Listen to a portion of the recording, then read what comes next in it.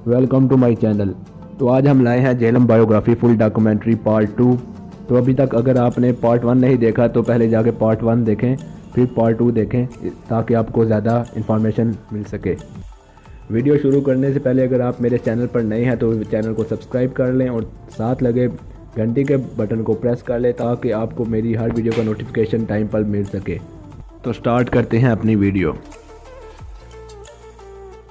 गुर्जर्स और जट्स जो अब नमक रेंज और नॉर्थर्न प्लेटाओं को कंट्रोल कर रहे हैं, झेलम के सबसे पुराने बाशिंदे होते थे। झेलम की तारीख पढ़ने के लिए हम महाभारत के मुतनाज़ा दौर में चले जाते हैं। हिंदुओं की रवायत के मुताबिक करीबी नमक रेंज जो कि 5 पंडावा भाइयों की जला वतन होने से पहले पनाहगाह को जाहिर करता है।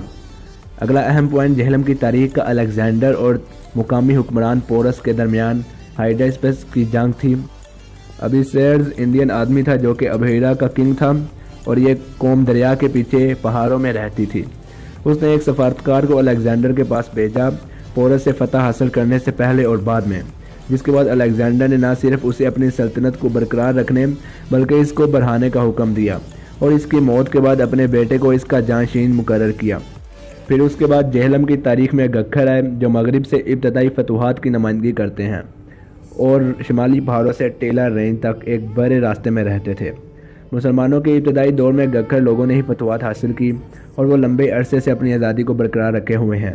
उन्होंने खुद झेलम बल्कि पड़ोसी शहर रावलपिंडी को भी आज़ादी दी। 997 ईस्वी में सुल्तान महमूद गजनवी ने अपने वालिद सुल्तान सबुकतगैन की जानिब से कायम गजनवी ख़ानदान सल्तनत ख़त्म कर दी।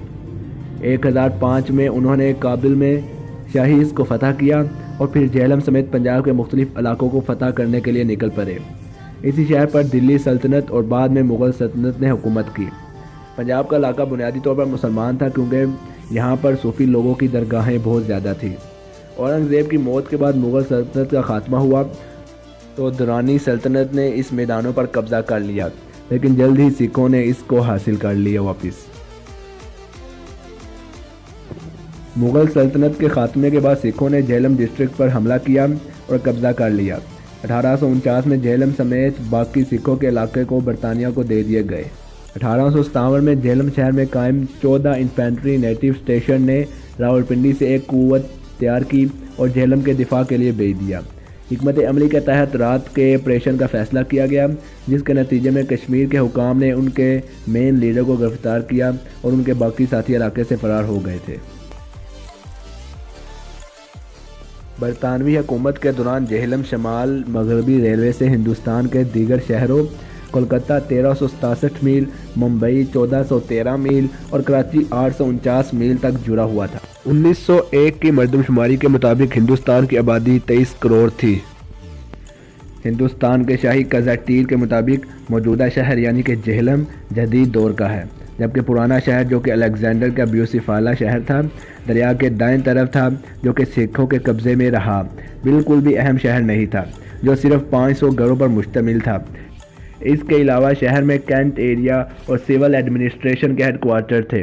कुछ साल के बाद के लिए ये कमिश्नर डिवीज़न के तौर पर था, लेकिन 1859 में इसका हेडक्वार्टर रावलपिंडी मुंतकिल कर दिया गया। बरतानवी हुकूमत के तहत झेलम ने मुसलसल तरक्की की और ज़िला की ज़्यादातर तजारत भी इधर ही होती थी, मगर शिमाल मगरबी रेलवे की तकमील के बाद अब तजारत वहाँ से होती है, मगर नमक की तजारत वहाँ से मुमकिन नहीं थी, इसलिए झेलम बहुत अहम था। कश्मीर के जंगलों से लकड़ियाँ काट कर कश्तियाँ बनाने के मुआहदे तय किए जाते थे। इस तजारत की अहम वजह दरिया झेलम का बहना था। कंटोनमेंट जो कि सिविल स्टेशन से 3 मील फासले पर था, उसमें चर्च और पोस्ट ऑफिस था।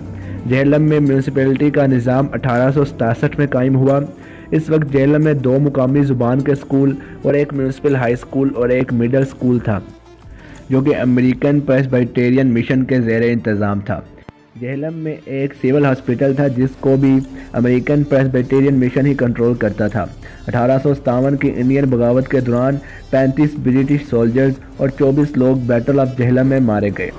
सेंट जॉन चर्च झेलम उन 35 ब्रिटिश सोल्जर्स की नुमाइंदगी करता है जो कि झेलम कैंटोनमेंट में वाक़ है।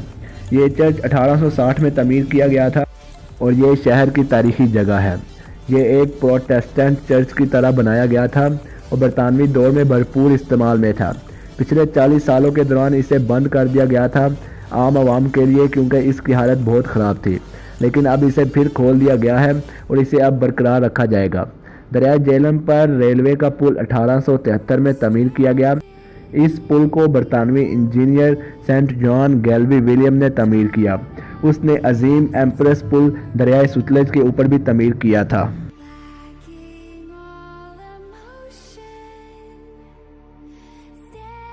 تو یہ تھی ہماری پارٹ 2 جہلم بائیوگرافی فل ڈاکومنٹری۔ مزید 3 پارٹ دیکھنے کے لیے ہمارے چینل کو لازمی سبسکرائب کر لیں۔ ہم آگے بھی ایسی ویڈیوز لاتے رہیں گے۔